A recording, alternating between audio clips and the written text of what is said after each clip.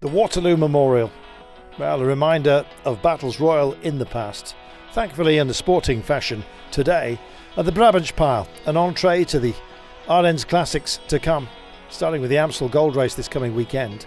A southwesterly breeze meant it was a headwind before we got to our first loop, and then on the way home, a tailwind that would take us to the circuit that defines the race. 21.9 kilometres to be taken fully 3 times, but joined with 81 kilometres and more remaining. A tough task ahead, certainly. Well, unlike Flanders and indeed Paris-Roubaix, this day a breakaway was formed almost immediately.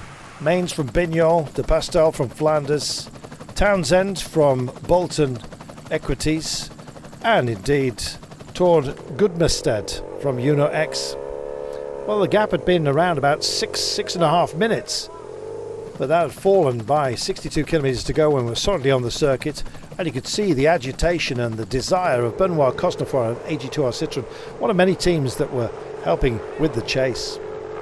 Well, Lotto Destiny, Alpecin, they were busy trying to close it all down. And then Cavagna, when we got to the flat, decided that he would push on and form what was to be a very selective group out front. Last man standing from the original breakaway, Gudmestad was the only man who could stay with. 4 others decided to push on out of the pack and come and join the fun. Andy Cron from Lotto Destiny, Ben Healy, the Irishman from EF Education Easy Post, joining Cavagna and Gumstead, along with Dorian Godon of AG2R and indeed Swedish champion Lucas Eriksson from Tudor Pro Cycling. Well, almost immediately it looked like a serious breakaway, and maybe it wasn't given enough respect by the chase. The breakaway itself had to fracture as the sun came along.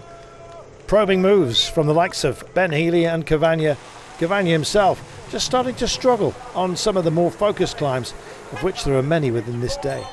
Once they took the bell to announce the final lap, the pace was being engaged by Dorian Godon from AG2R Citroën, presumably being allowed off the leash by his team behind. Delighted to see how he was functioning, and we were too, to see Ben Healy just thriving once more. Unfortunately for Andy Cron, he was starting to fade, and his team that had so much firepower at the beginning of the day maybe called too early, and calling time almost they were on this. Coming up, the Morkestrat and Cavagna went pop. Well, pushing on brilliantly so, we had a duo remaining, Dorian Godon and Ben Healy, and if it came down to a sprint, how would it pan out? Cavagna still believed he could get himself a podium place. The pack believed that maybe they could just trim that gap and be a feature. But time was running out to catch the duo up front, and they were starting to cat and mouse just a little bit. Healy refusing to give Godon a turn, knowing that Godon was the biggest threat as far as the sprint is concerned. Healy doggedly held on. But then when the Frenchman opened up, the gap did as well. Ben Healy knew it was a great performance, but second place it would be for him. You could just see Cavagna being caught in the background as Dorian Godon crossed the line. Healy in second place, Cavagna with a slow puncture at the last, which he picked up with 5 kilometres to go.